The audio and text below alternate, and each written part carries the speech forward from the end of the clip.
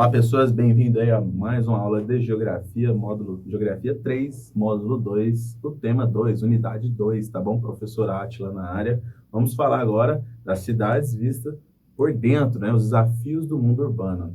Quais são os problemas da cidade? E aí, na sua cidade?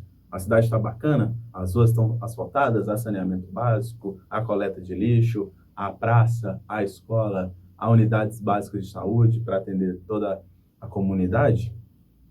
Pensa nisso. Será que as cidades brasileiras estão passando por problemas que conseguem ser resolvidos a curto, médio e longo prazo, ou os problemas já vêm de longa data e ninguém resolve? Tem uma explicação para isso.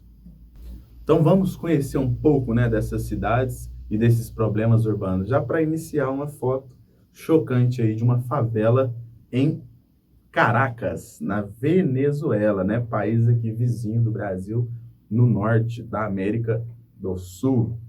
Observe essa frase: as cidades de países em desenvolvimento concentram boa parte da população urbana mundial. Como a gente viu na aula anterior, né, no tema 1, ou na unidade 1, onde a maioria da população urbana está nos países em desenvolvimento, né, por conta do processo histórico, né, da urbanização que foi muito tardia e está acontecendo de forma muito acelerada, né? Estima-se, estimativas da ONU, tá, da Organização das Nações Unidas, que quase 1 bilhão de pessoas viva em condições precárias nessas áreas urbanas, ou seja, quase 1/7 da população mundial vive em condições semelhantes ou análogas a que vocês estão vendo aqui em Caracas, né? Ué, professor, parece tanto o Rio de Janeiro, né, nas favelas cariocas? Parece, mas não é. Então, observe, não há favela somente aqui no Brasil, né? Favela é um conceito de moradia que existe em todos os cantos do mundo, em quase todos os países. Alguns com muitas, outros países com poucas favelas, né? Então, observe aí que são condições de moradia bem precárias, uma casa sobre a outra, e isso é um grave problema social, devido à falta de moradia, ocupação irregular e também ambiental, que a gente vai ver daqui a pouco. Alguns dados aqui para vocês, ó. A África subsaariana é a região com a maior população vivendo nas favelas, quase 200 milhões de pessoas. Senhor, onde é a África subsaariana? Pessoas, a África subsaariana é a África que está mais ao sul do deserto do Saara, abaixo, tá bom? Do deserto do Saara. Em seguida, vem o sul da Ásia, né? 190, né? Índia e outros países ali adjacentes. 190 milhões e 700 mil pessoas vivem em condição de favela. Depois, leste da Ásia, com 189 milhões de pessoas. América Latina e Caribe, 110 milhões de pessoas. Sudeste Asiático, 88,9 milhões de pessoas, dados aí da Organização das Nações Unidas. E no Brasil, professor, no Brasil, quantas pessoas vivem em favelas ou na precariedade, sem acesso às mínimas condições básicas de sobrevivência? Bom, segundo o nosso Instituto Brasileiro de Geografia e Estatística, o IBGE, 12 milhões de pessoas vivem nessa forma, né? Dessa forma, nessa precariedade, sejam em favelas ou em áreas análogas às favelas, né? Em áreas parecidas, áreas que não têm a menor condição de uma sobrevivência digna, com um quintal, uma infraestrutura, uma praça, um saneamento básico, uma rua calçada, né? Uma rua com asfalto, para não ter poeira na época da seca ou chuva na época da lama, né? Então, é um contingente grande, né? São 12 milhões de vidas. E aí, pessoas, vocês podem perceber que as favelas, elas necessitam de vários problemas, né? Então, a gente pode concentrar o quê? Falta de assistência básica para a sobrevivência. E aí, a gente, dentro dessa falta de assistência, a gente enumera alguns problemas, né? Tratamento de água, esgoto, a infraestrutura, né? As ruas bem calçadas, bem asfaltadas, coleta de lixo, surgimento de praças, escolas, etc. Né? Então, isso faz com que as pessoas que vivam nas favelas, muitas vezes, tenham que se deslocar para outras localidades da cidade, em busca desses serviços. E aí fazem um inchaço populacional em busca de serviço em outras áreas que não conseguem atender áreas distantes, né? E aí você tem problema de trânsito, tem um deslocamento dessas pessoas para essas outras áreas, você tem um problema do inchaço do serviço, né? Postos de saúde muito cheios, escolas muito cheias, porque não tem escola para todo mundo, ou não tem escola em todos os bairros, ou postos de saúde em todos os bairros, né? Então, vocês estão vendo aí que um dos problemas que a gente enfrenta no Brasil são enfrentados em várias partes do mundo, né? Então, por exemplo, o problema do trânsito na Índia, em 2014, cidade de Bhopal. Aqui, na foto ao lado, em 2007, alguns idosos carregando água na Romênia. Romênia é um país europeu. Ah, você na Europa tem problema? Tem problema em todos os lugares do mundo, em todos os países. O que varia é a quantidade de problemas e o grau de intensidade desses problemas. E idosos tendo que carregar água porque não tem acesso à água potável, né? E você aí tem acesso à água da torneira e às vezes reclama da vida. Tem pessoa pior que você. Algumas possíveis soluções, né, para esses graves problemas das cidades. Em relação ao trânsito, né, podemos aí colocar o BRT, ou Bus Rapid Transit, né, ônibus de trânsito rápido, como vocês estão vendo na foto aqui, que tem lá na cidade de Bogotá, na Colômbia. O que é um ônibus de trânsito rápido? É um ônibus que tem uma via exclusiva para ele. É só ele na via e pronto, então ele não enfrenta engarrafamento, por exemplo. Isso é ótimo, porque facilita o deslocamento de quem usa o BRT, favorecendo assim a diminuição de carros nas ruas, né? Se tivesse um BRT interligando toda a cidade, é bem provável que muitas pessoas deixariam o carro em casa e iam de ônibus, porque é muito mais barato, né? Você não vai gastar com a gasolina e também muito mais saudável para o meio ambiente, né? Além de ser muito mais rápido quando você tem um ônibus que tem uma via exclusiva sua.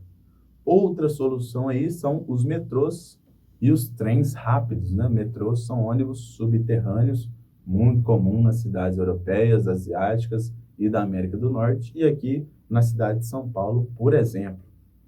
E os trens rápidos, né? Os trens balas, interligando aí um país com outro, que é muito comum na Europa, né? Principalmente por conta da integração que há devido à União Europeia, que a gente já falou sobre isso. Além, né, desses dois modelos de transporte, um vai ajudar na solução do outro, que é o quê? Conter a expansão do automóvel. O uso do BRT, por exemplo. Se tivesse um BRT interligando toda a cidade, bem provável que muitas pessoas iriam deixar o carro em casa, né, para o deslocamento entre pequenas localidades. Transporte coletivo, né, todo mundo usando o mesmo transporte, desde que tenha qualidade.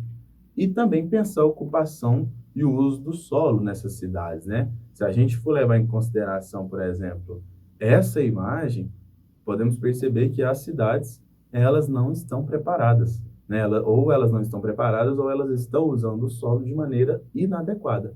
Ou as duas coisas, né? Por não estar preparada, usam o solo de maneira irregular. E a gente traz um outro conceito aqui dessa aula, que é o conceito de sítio urbano. O que é o sítio urbano? É onde está localizada a cidade, né? Seja entre montanhas, seja entre rios, seja no litoral. Então, aquela área ocupada pela cidade é chamada de sítio urbano, tá bom? Então, o que a gente tem que pensar? A gente tem que pensar na ocupação dessa cidade. Como os empreendimentos imobiliários estão atuando para serem mais sustentáveis. E a gente entra na pegada ambiental, desenvolvimento sustentável. Isso também vale para o uso do solo. O solo é um recurso renovável. Se a gente não cuidar do solo, ele esgota, ele exaure, ele cansa. E aí o solo cansado, né, sem cobertura vegetal, pode acontecer desmoronamentos e deslizamento de terra, como vocês estão vendo na imagem aí, ó. Deslizamento de terra em área de morro coloca em risco os moradores do local. Foto aí tirada na cidade de Teresópolis, no Rio de Janeiro. Acompanha comigo. Entre as consequências mais imediatas desse tipo de ocupação dos territórios, ocupações irregulares em áreas de morro, estão a supressão de coberturas vegetais, a eliminação de nascentes de água e a alteração dos cursos d'água. Então, se a gente voltar na imagem anterior da favela em Caracas, vocês vão ver que não tem nenhuma árvore, nenhuma vegetação. Cadê essa árvore?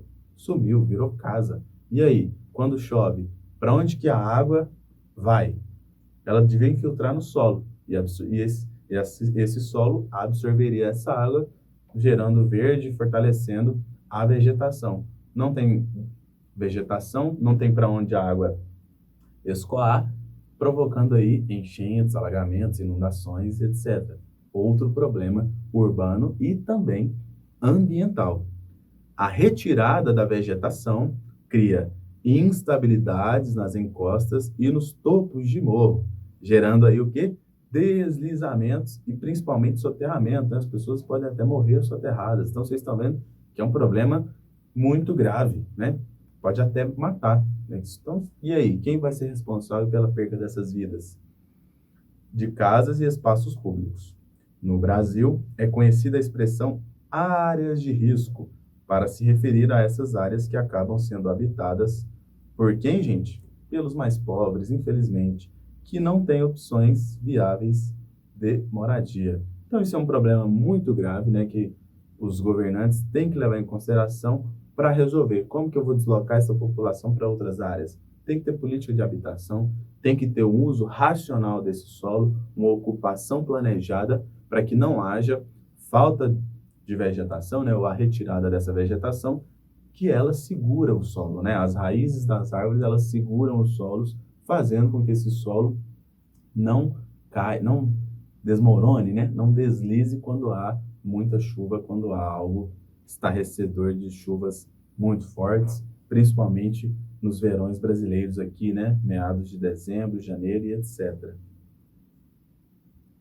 Outras soluções aí, professor, para a gente finalizar nossa aula, né, e tentar resolver os problemas urbanos, né? Observa isso, né?